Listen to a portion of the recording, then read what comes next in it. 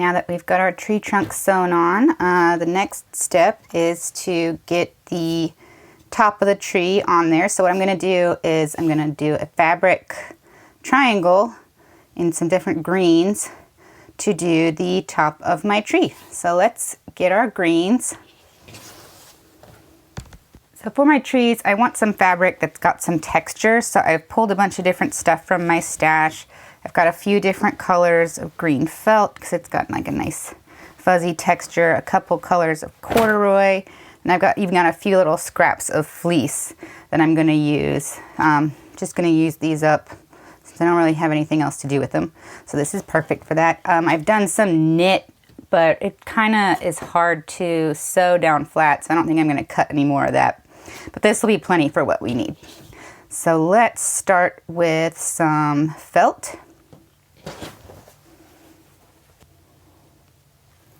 Okay, so I've got a couple pieces of green felt here. I'm going to make sure there's no stickers on it, which, there is. Just pull that off.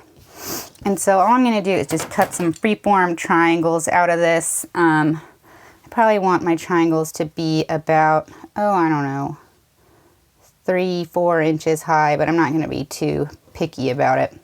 So I'm just going to use my rotary cutter, maybe cut this piece in half. Now that's a little bit too big. Maybe cut there, and just take my strip and start cutting triangles out of it.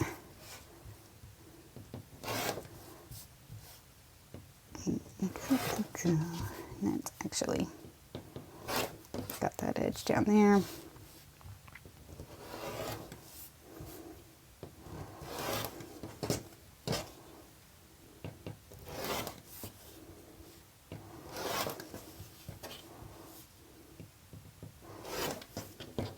Okay, so there's a batch of triangles.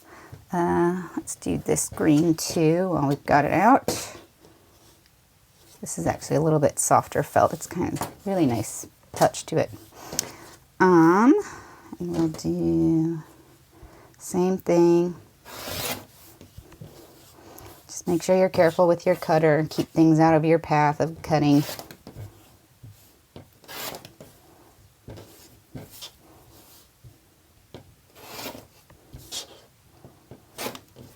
That one's pretty small. May or may not use that one.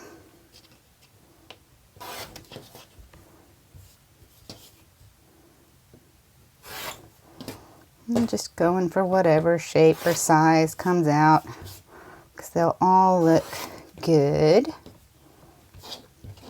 I promise. Okay, there's some greens, and let's grab that fleece.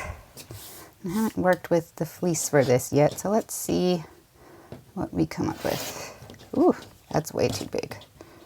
I know for sure now. I'll probably even cut that one down farther later, but no need to do it right now.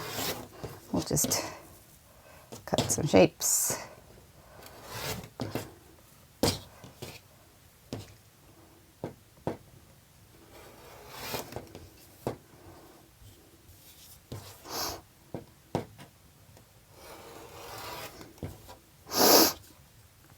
Excuse me, got a little bit of allergies today. It's kind of an interesting shape. We'll see. I might use that, might not. Okay, I think we can get one more good one out of this. Yeah, how about that? All right, so I'll just cut out a bunch more and then we'll head over to the sewing machine. All right, I'm back at my sewing machine. I've got my card base with the trunk sewn on and one of my treetop pieces. So I'm going to sew those together. But first things first, I'm going to change my thread out. So for my tree tops, I've been using 4 different colors of thread. So 4 different greens just to add some variety. So I've got these 4 spools, and then I've got, oops, dropped something, a bobbin for each one. So I think for this batch, I'm going to do like the darkest green. I think that's going to look nice. I mean, they all look nice, but this is what I'm going to go for now. So, whoops. Careful, your bobbins will get away from you. I should put them in the case, but I didn't. No excuses. All right, so first thing, I'm gonna pop out my brown bobbin, wind it up a little bit, and you know what? I'll put it in the case just for good measure.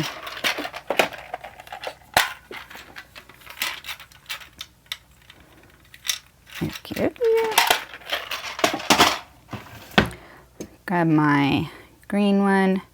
There's a little diagram on the bobbin cover to make sure you put it in the right way, which is like this.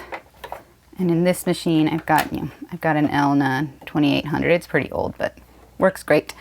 And I loop it. Oh, I already put it in backwards. I was like, why isn't this working right? So I put it in upside down. There. And there's a little latch. I hook it under there. And so then I'll just pull my brown thread out the top. Wind that up. And then there's also a little diagram up here that shows me how to load the spool the right direction onto the bobbin, which is like this.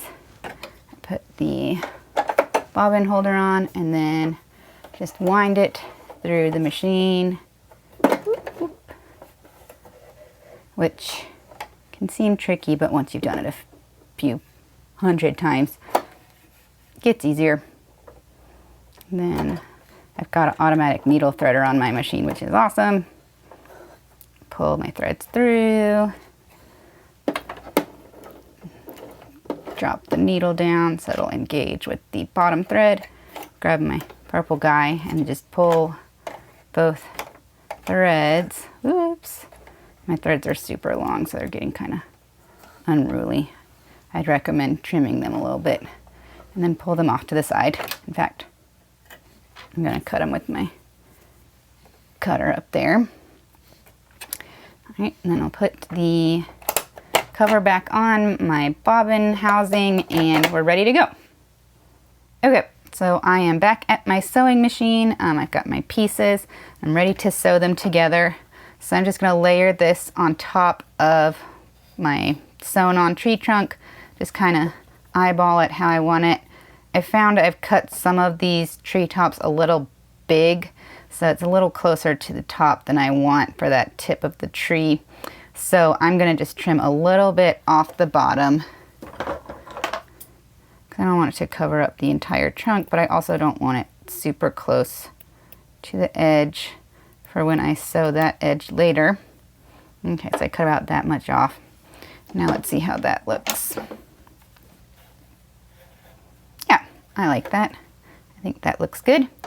So now I'm just going to load it into my machine. And I still got it set on that same zigzag stitch I had for the tree trunks. And so I'm gonna start, instead of starting on a corner, I'm gonna start in the middle because that's where I want my loose ends to be. I'm not gonna like weave in my ends. So I've been just putting them in the middle because I think that looks a little better than having it obviously start on a corner. It's just a little more symmetrical, I guess. So I'm gonna drop my needle down and do a few stitches forward, and then I'm gonna do a few stitches back just to lock the stitches in, and I do that with this little lever right here. And so now I will just sew all around the edge of my green triangle to sew my treetop down.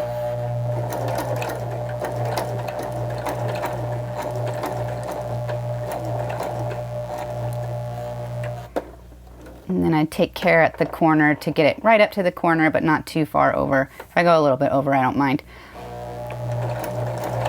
And then up the side.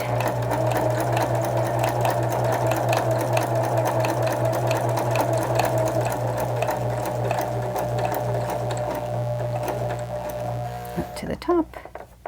And then I'm gonna flip it around, go down the other side. And I've been pulling my threads over to the side so they don't get caught up in these stitches when I get back down to that part, because I had one where it was, off to the side. I wasn't paying attention. I sewed it down and I had to, kind of yank it out a little. It wasn't hard, but it's more efficient to pull them to the side than to correct it later.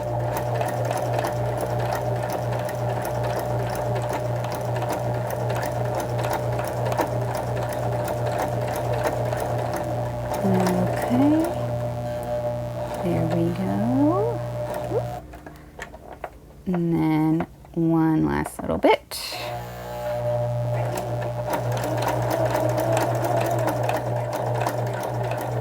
And then again, I'll do a couple backward stitches just to lock it in. And lift up my presser foot. Make sure the needle's raised when you pull your fabric out, obviously, otherwise you'll yank the needle. Trim, and it's all sewed down. So I'll grab my scissors, trim my loose ends, and there's that. And then of course I'll do a bunch more and we'll get back together for the next step. Okay, so I've sewn on all my trees. I've got all my little different trees, my different fabrics. I think they're looking really cute. And so for some of these, that's it. The tree part is done. And this is where the split happens. Some of them I'm going to mail and some of them I'm going to hand out. So for the ones that I'm going to mail, they are completely done, ready to go on to the next step. However, for the ones that I am going to hand out, I don't have to worry about making my cards extra bulky since they're not going to go through a mail sorter. So I'm going to add a little extra touch to it, and that is some buttons. So for the ones that I'm going to hand out, I'm going to sew some little buttons onto them like an ornament, and I think it's going to be really cute. Okay, so I've got one of my trees, I've got some buttons, so I'm going to pick 3 buttons that I just think I'm going to look cute because these are going to look like little ornaments on my tree. It's got a nice blue one. Let's see, let's do maybe this little purple. And maybe a white. Now, how about instead that kind of orangey one? Yeah, I like that. It's just whatever you think looks cute. And from there, I'm going to use red thread to sew these on. And I've already got my needle threaded. And I've got a knot at the end, so I'm just kind of going to eyeball this as I sew them on. So one at a time. I'm just gonna, oops, sorry, I'm going off camera there, I'm sure. Stitch them on, and I'm not gonna spend a lot of time stitching these super carefully because, you know, this isn't something you're gonna be buttoning and unbuttoning. So I'm gonna do about 2 loops through each buttonhole.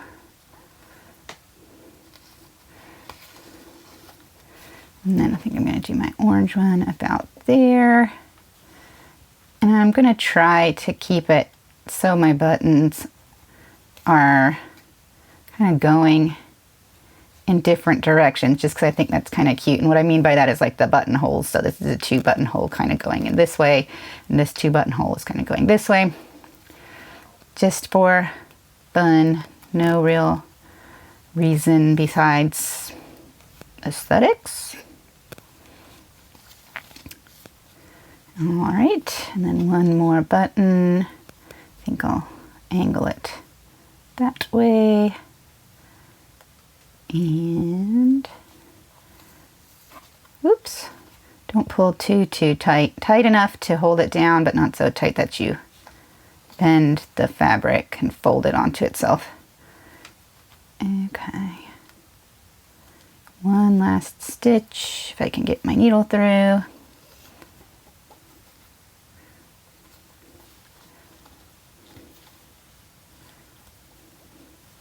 Alright, so I've got my button stitched on.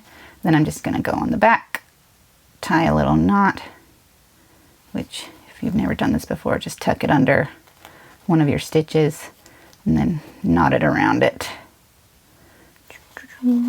Whoops, I'm getting it wrapped around. Whoop.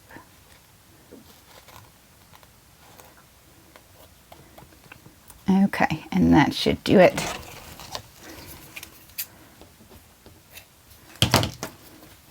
And there's that one done.